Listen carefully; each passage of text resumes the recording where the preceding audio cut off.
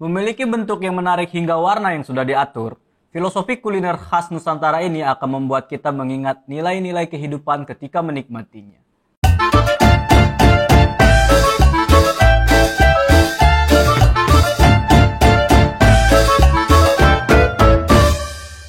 Halo semuanya, gue Kuriting. Apa kabar kalian semua? Semoga kalian selalu sehat dan semoga apa yang kalian lakukan lancar semuanya. Amin. Kali ini kita akan membahas mengenai makanan khas Nusantara yang memiliki filosofi yang unik dan menarik. Indonesia memang kaya akan berbagai macam hal, kaya akan tempat-tempat wisata yang indah, kaya akan beraneka ragam budaya, serta kuliner yang lezat. Berbicara mengenai kuliner Indonesia, ternyata ada beberapa makanan khas Nusantara Indonesia yang memiliki filosofi unik dan kekinian. Apa saja makanan-makanan khas Nusantara tersebut? Yuk, mari kita seruput kopinya. Yang pertama, nasi tumpeng. Makanan khas Nusantara yang pertama yang akan kita bahas adalah nasi tumpeng. Nasi tumpeng biasa disajikan dalam acara-acara khusus atau acara penting. Nasi tumpeng biasanya terbuat dari nasi kuning yang berkerucut tinggi dengan berbagai lauk pelengkap di sekelilingnya. Meskipun saat ini telah disajikan dengan berbagai macam bentuk, namun bentuk asli dari nasi tumpeng adalah kerucut hingga menyerupai gunung. Masyarakat Jawa melambangkan gunung sebagai tempat yang dekat dengan langit dan surga. Maksudnya adalah menempatkan Tuhan pada posisi tertinggi yang menguasai alam dan manusia. Semua yang berasal dari Tuhan akan kembali kepada Tuhan.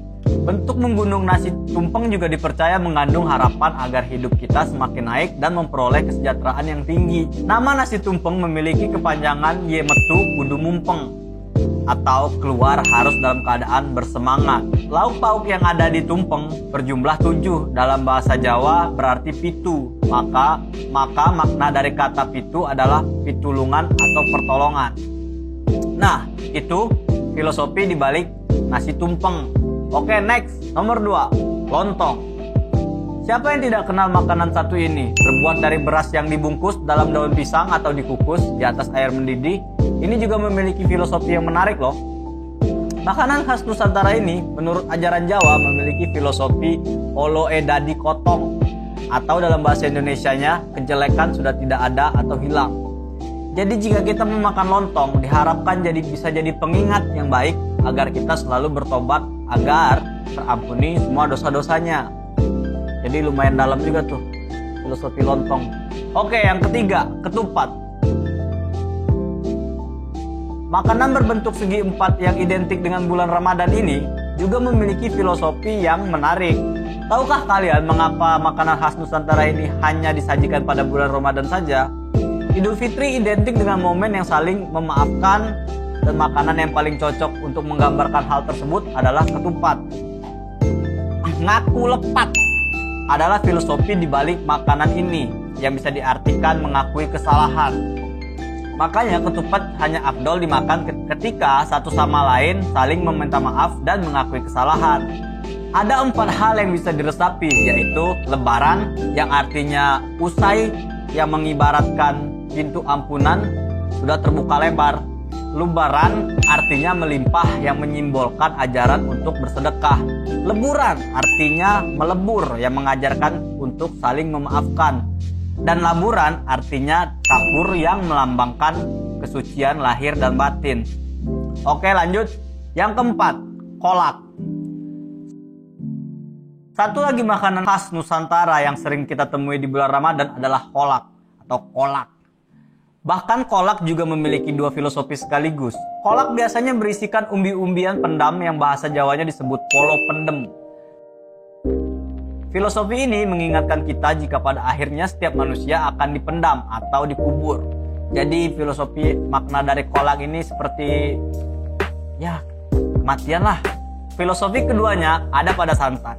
Bahan satu ini mengandung arti sing salah nyuwun kapunten, yang artinya adalah siapapun yang bersalah harus meminta maaf. Jadi selain beramal jangan lupa berminta maaf juga, karena keduanya hal yang penting. Oke, lanjut. Yang kelima, dawet. Siapa yang nggak tahu minuman bersantan yang dicampur dengan gula Jawa dan cendol ini? Apalagi kalau bukan es dawet. Minuman segar satu ini, selain rasanya yang enak dan lezat, makanan khas Nusantara ini juga memiliki filosofi yang unik loh. Nama cendol sendiri berasal dari jondol, jendol, yang memiliki arti gumpalan. Merepresentasikan sensasi saat menyantap isian dawet yang bergumpal-gumpal tuh. Sedangkan minuman dawet ayu ada lambang semar dan gareng yang memiliki makna harapan agar dagangannya laris manis.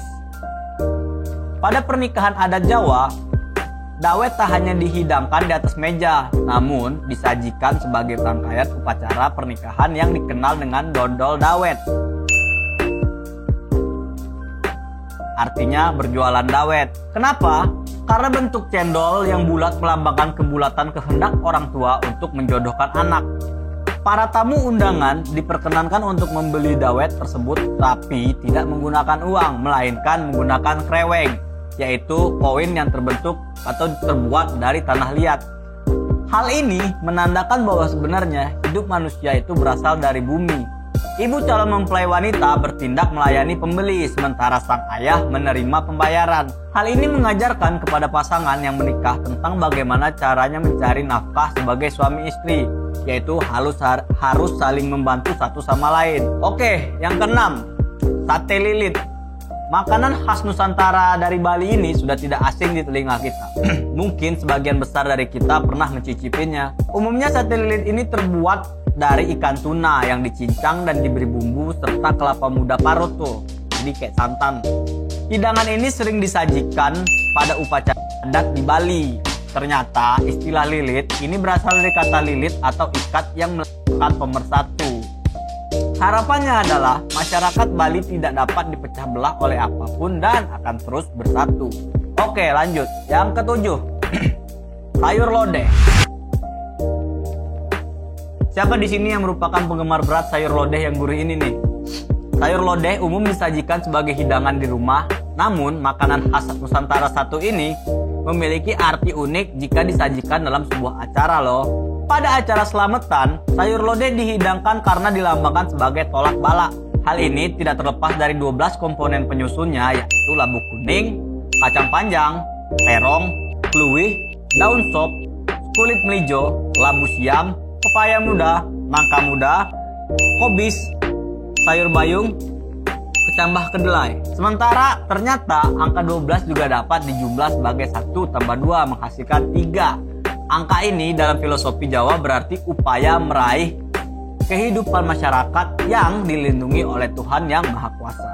Sementara komponen pokok sayur lodeh yaitu labu kuning yang dalam bahasa Jawa disebut waluh yang memiliki arti wal, lepas, dan luh adalah air mata. Maksudnya membebaskan manusia dari tetesan air mata, peluh, dan penderitaan. Santan sayur kelapa hijau juga biasanya digunakan masyarakat tradisional sebagai penawar racun. Santan dalam sayur ini juga menjadi simbol penawar racun duniawi, karena kemewahan duniawi bisa menjadi racun bagi manusia. Oke, nah gimana nih menurut kalian? Ternyata makanan Indonesia itu kaya akan makna dan filosofi ya. Gak cuman dari makanannya doang yang lezat, tapi juga ada makna di balik makanan tersebut. Kenapa? Dan wah, penting tuh. Oke, jika kalian suka sama pembahasan kita tadi, kalian boleh like video ini atau share ke teman-teman kalian.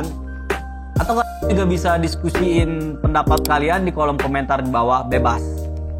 Dan jangan lupa juga untuk subscribe atau klik tombol loncengnya jika kalian ingin dan tak ingin ketinggalan notifikasi dari channel Kurlineri.